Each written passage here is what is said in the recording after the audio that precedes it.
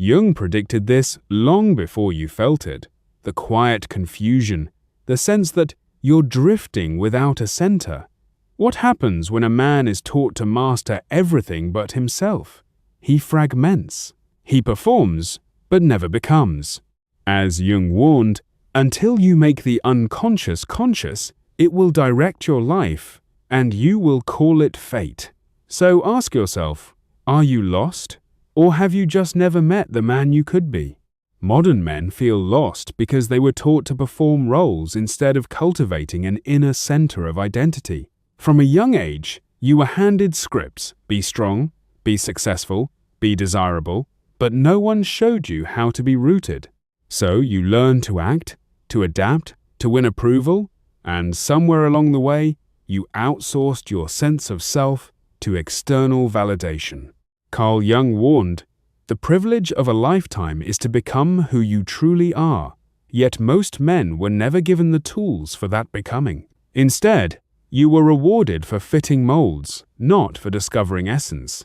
When the world shifts, as it always does, those molds crack, and suddenly you're left without direction, like an actor still on stage after the play has ended. Stoicism offers a counterweight. Epictetus reminds you that some things are in your control, and others are not. Your roles are not in your control forever, but your character is. The work, then, is to turn inward. Ask yourself, if all roles were stripped away, career, status, relationships, what remains? Start journaling daily with one question. What did I do today that felt true, not just impressive? Over time, you begin to separate performance from authenticity. This is the beginning of individuation, the process Jung described as becoming whole. Without it, you drift between expectations. With it, you become anchored, not in what you do, but in who you are. The suppression of the shadow has left many men disconnected from their strength, aggression, and authentic desires. Jung wrote, until you make the unconscious conscious, it will direct your life, and you will call it fate. Modern culture often taught you that certain traits, anger, dominance, raw ambition are dangerous or unacceptable, so you buried them. But what you bury does not disappear. It festers. It leaks out as passive aggression, quiet resentment, or a numb sense of apathy. You might feel like you lack drive, but in truth, your drive is trapped in the shadow, waiting to be integrated. Stoics did not deny emotion, they mastered it.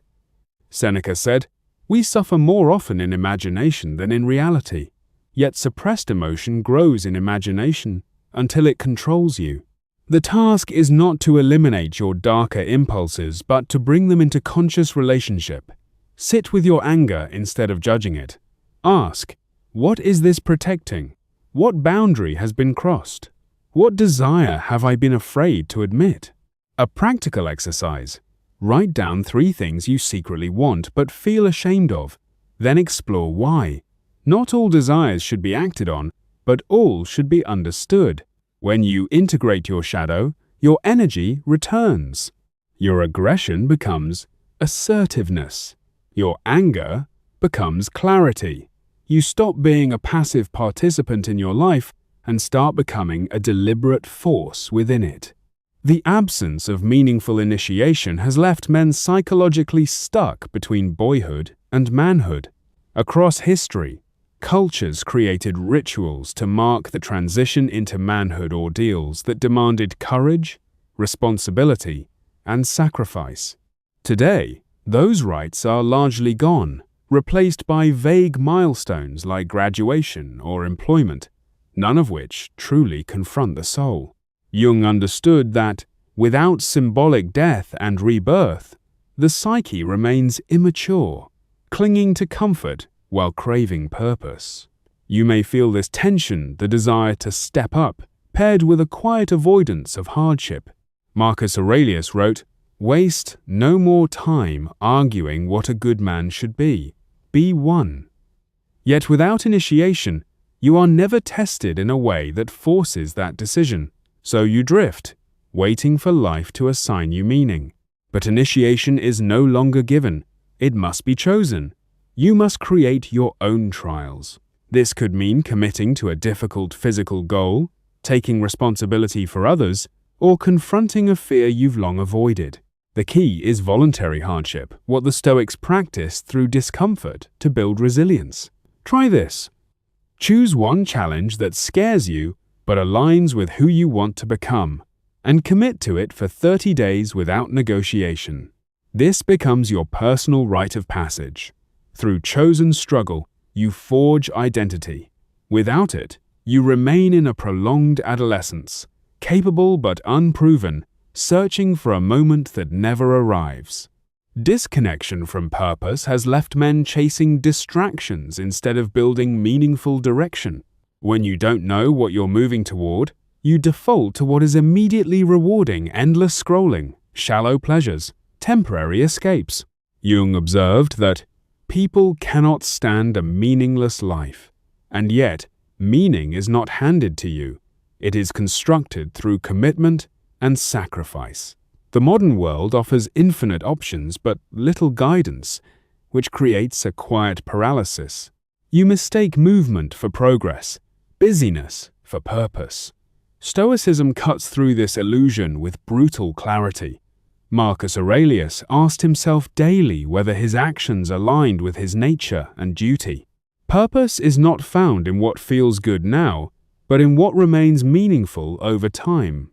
To begin reclaiming direction, you need constraints. Ask yourself 3 questions. What am I willing to suffer for? What problem do I feel called to solve? Who benefits if I succeed? Write your answers down and revisit them weekly.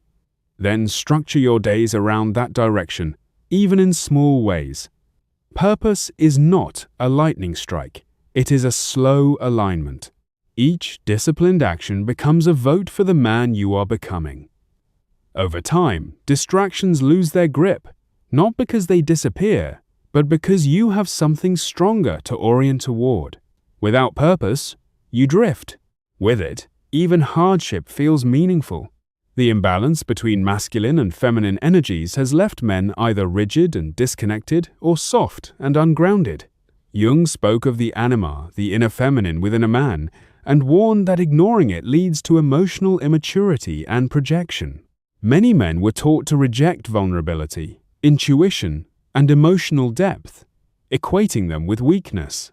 Others, reacting against that model, lose structure and direction, becoming passive and indecisive.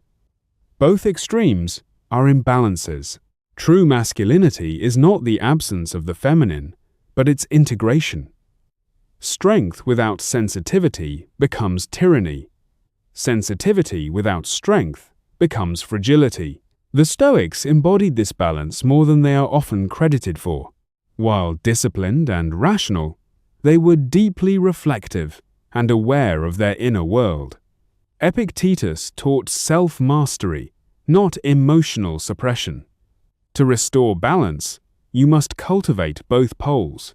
Practice emotional awareness. At the end of each day, name what you felt and why, without judgment. At the same time, build structure. Set clear goals, maintain routines, and follow through even when you don't feel like it. This union creates what Jung would call individuation, a whole, integrated self.